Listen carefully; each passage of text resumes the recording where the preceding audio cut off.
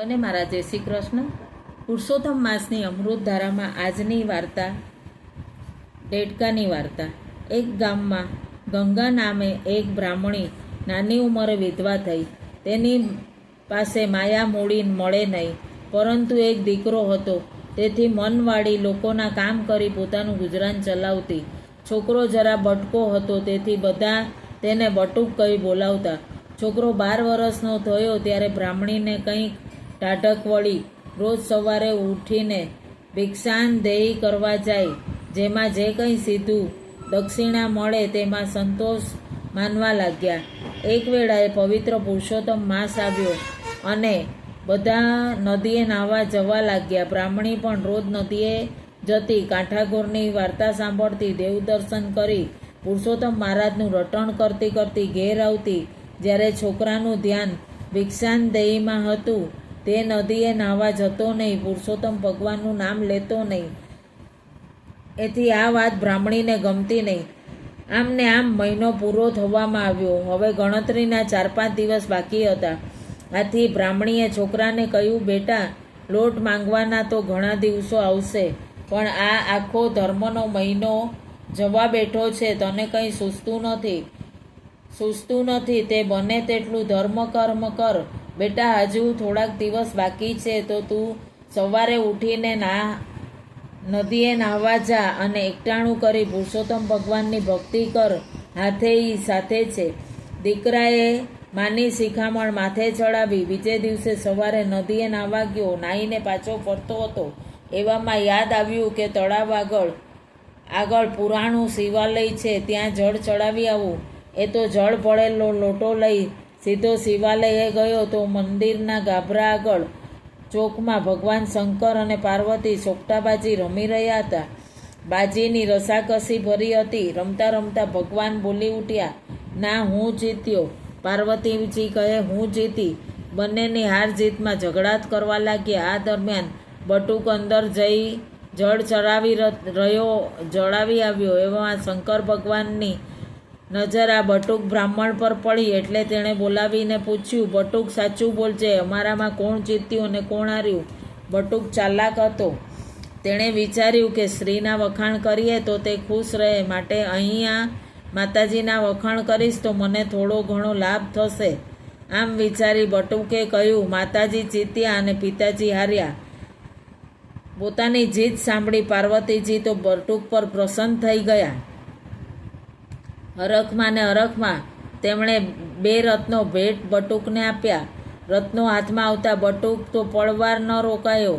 ત્યાં પોતાના ઘરમાં રસ્તે પડી ગયો અને થોડું ચાલતો હશે ત્યાં નદી આવી. નદીમાં એક લોટો જળ ભરવા ગયો તો હાથમાં 2 રતન હતા, તે પડી ગયા. જ્યાં પડ્યા ત્યાં તેણે બહુ શોધ કરી, પણ તેને મળ્યા નહીં, એટલે હાથ લાગ્યા નહીં. તે રડતો રડતો ઘેર આવ્યો. માતાને બધી વાત કરી. બ્રાહ્મણી કહે, બેટા, તારું ભાગ્ય મોડું કે હાથમાંથી રત્નો પડી ગયા, એમાં તારો કોઈ દોષ નથી. ભાગ્યમાં લખ્યું હોય તે થાય. બીજે દિવસે બટુક નદીએ નાહી જળ ચડાવવા શિવાલયે ગયો. શંકર પાર્વતીજી સોગઠા રમવામાં તલ્લીન હતા. આજે પણ રમત રંગમાં આવી. બંને હાર જીત માટે જોર જોરથી ઝઘડવા લાગ્યા. એટલે બટુકના મનમાં થયું કે હમણાં મને પૂછશે તો માતાજી જીત્યા એવું કહીશ, એટલે આજે પણ તેમણે માતાજી તરફથી કંઈક મળશે. ભગવાને બાજુ માથું ઊંચું કર્યું ને બટુકને ઊભેલો જોયો. પાસે બોલાવી કહ્યું, બટુક, આજે તને કોણ જીત્યું લાગે છે? માતાજી જીત્યા કે પિતાજી હાર્યા? બટુક એકદમ બોલી ઉઠ્યો. ભગવાનને બટુક પર ગુસ્સો આવ્યો, પણ પાર્વતીને બટુક પર પ્રસન્ન થયા. તેથી તેઓ બટુકને કંઈ કરી શક્યા નહીં. આજે પાર્વતીજીએ કાનની ઝાલ બટુકને ભેટ આપી. બટુક તો ભેટની વસ્તુ લઈ સાચવીને ઘેર ગયો. બ્રાહ્મણી ધારીને જોવા લાગી. સરસ મજાનું કાનનું ઘરેણું હતું, પરંતુ પોતે તો વિધવા હતી એટલે પહેરાય નહીં. એથી તેને સોનીને ત્યાં વેચી દીધી. વેચી દેવા વિચાર્યું. એવામાં યાદ આવ્યું કે ચૂલે દાળ બળી રહી છે, તેથી ઝાલને ત્યાં આવેલા ગોખલામાં મૂકી રસોડામાં ગઈ. બરાબર તે જ વખતે પાડોશણ આવી ઉછીનો ગોળ લેવા આવી. ઘરમાં આવતા પેલી ઝાલ પર નજર પડી અને તેણે રસોડામાં જતાં ઝાલ ઉઠાવી ચૂપચાપ પોતાના ઘરમાં જતી રહી. થોડી વાળે બ્રાહ્મણી રસોડું સંભાળી બહાર પરસાળમાં આવી તો ઝાલ લેવા ગોખલામાં હાથ નાખ્યો તો ન મળે. તેણે અચંબામાં પડી ગઈ કે આ શું? ઘડી પહેલાં તો મારા હાથે ઝાલ અહીંયા મૂકી હતી, એકાએક ગુમ કેવી રીતે થઈ ગઈ? અહીં તો કોઈ પણ આવ્યું નથી. પછી જાય ક્યાં? આખું ઘર ફીંદી વળ્યું. ઝાલ તો ઘરમાં હોય તો મળે ને. એ તો ક્યારની પાડોશણની પેટીમાં પૂરાઈ ગઈ. બ્રાહ્મણીને પસ્તાવો કરવા લાગી કે મારું ભાગ્ય જ મોડું છે એટલે આવું થાય. કાલે છોકરાએ રત્નો ખોઈ નાખ્યા, આજે મેં ઝાલ ખોઈ નાખી હશે. ભગવાનને ગમ્યું તે ખરું. છોકરાને જ્યારે ખબર પડી ત્યારે તેને જરાય રંજ થયો નહીં. ભાગ્ય પાસરું ન હોય તો જ આવું થાય. ત્રીજે દિવસે બટુક નદીએ નાહીને જલ ચડાવવા શિવાલયે ગયો. આજે પણ ચોકટાબાજીની રમત જામી હતી. થોડી વાળે બટુકને પૂછ્યું, આજે કોણ જીત્યું દેખાય છે? ત્યારે બટુકનું મન ફર્યું. એ કહેવાનો હતો કે પિતાજી જીત્યા, પણ જોગી બાવા જેવા શંકર ભગવાનને જોઈ તેને લાગ્યું આમની પાસે શું હશે કે આપે. એ નાહકનો માતાજીનો ગુસ્સો સહન કરવો પડશે. આમ વિચારી તેણે માતાજી જીત્યા એવું કહ્યું. માતાજી આજે બટુકને લાલ માણેકનો હાર આપ્યો. બટુક તો મનમાં ને મનમાં મલકાતો મા પાસે દોડી ગયો. બ્રાહ્મણી આંગણામાં કચરો કાઢતી હતી. તેણે હાથમાં બટુકે હાર મૂક્યો. કિંમતી હાર જોઈ બ્રાહ્મણી તો ગાંડી ગયેલી થઈ. તે તો હાર ધારીને જોવા લાગી. ત્યાં તો સમળી આવી અને હારનો લાલ રંગ જોઈ ખાવાનું ધારી. ઝડપથી પળવારમાં તો હાર લઈને ક્યાંયની ક્યાંય ઉડી ગઈ. બટુક તો દુઃખી થઈ ગયો અને સમજ ન પડી કે વસ્તુ મળે છે અને કેમ આમને આમ જતી રહે છે, ભોગવવી કેમ શકાતે નથી. બંને ભાગ્યને દોષ કાઢી પોતાના કામે લાગી ગયા. ચોથે દિવસે બટુક શિવાલય આગળ જઈ સોગટાબાજીની રમત જોવા માંડી. આજે પિતાજી જીત્યા કે માતાજી હાર્યા એવું કહ્યું. તેથી માતાજીને હસવું આવ્યું. બટુક કહે, માતાજી આટલું બધું કેમ હસો છો? કેમ મારે ખોટું થોડું બોલવાનું છે? આજે તો બાજી પિતાજીના પક્ષમાં હતી એટલે તમે જીત્યા છો એવું મારાથી કેમ કહેવાય? આ તો બાજીની રમત, હાર જીતની વારાફરતી ચાલ્યા કરે.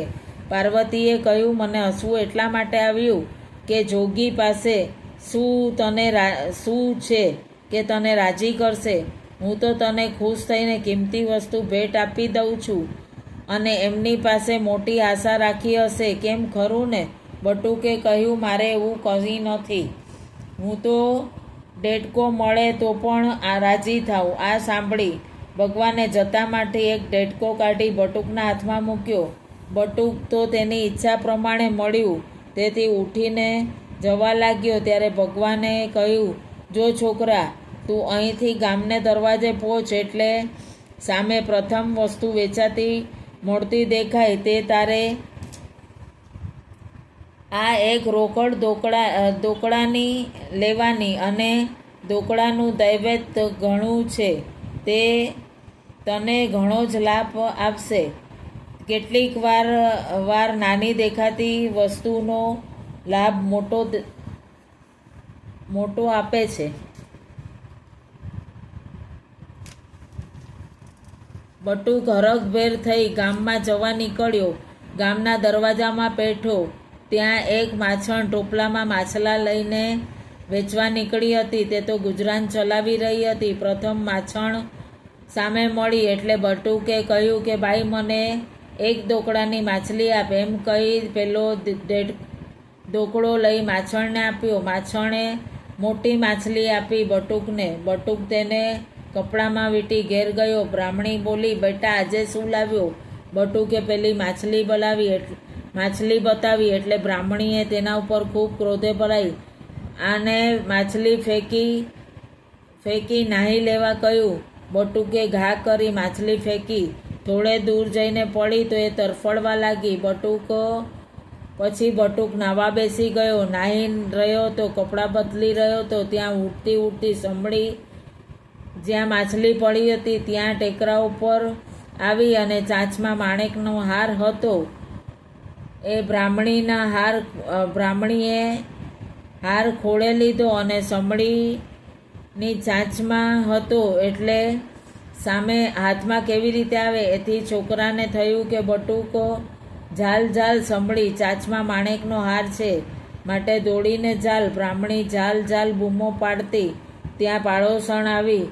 બાઈ જે ગોળ લેવા આવેલી તેણે ઝાલ જોવામાં આવતા ઉઠાવી ગઈ અને તરત જ તેણે ઝાલ ઝાલ સાંભળ્યું અને તેના પેટમાં તેલ રડાયું અને તેના મનમાં થયું કે બ્રાહ્મણીને ખબર પડી ગઈ છે કે મેં ઝાલ ચોરી છે, તેથી એણે ફજેતી થશે.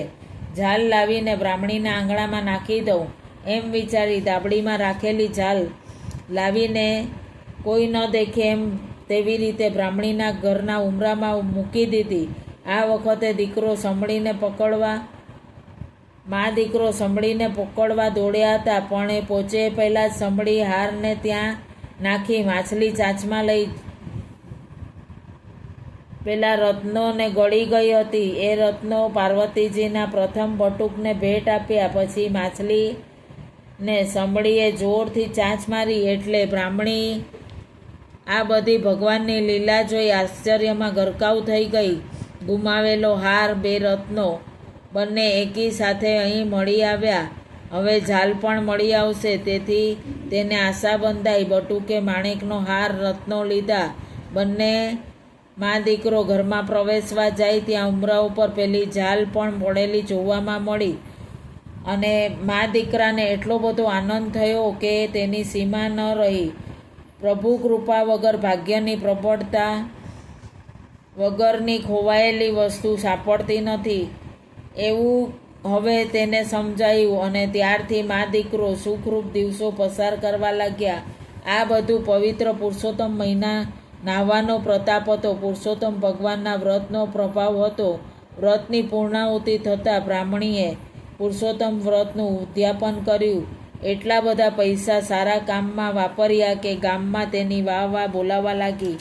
લખ્યા લલાટે લેખ હોય, જો વિધાતાએ લેખ તેની ઉપર કોઈ પણ મારી ન શકે મેઘ. ભોળા શંકરનો દોકડો જેમ મા દીકરાને ફળ્યો એમ પુરુષોત્તમ ભગવાન સૌ ભાવિકોને ફળજો અને સર્વ ઉપર પુરુષોત્તમ પ્રભુની કૃપા હોજો.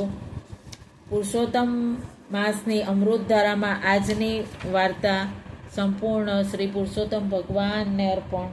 આપ સૌને મારા જય શ્રી કૃષ્ણ.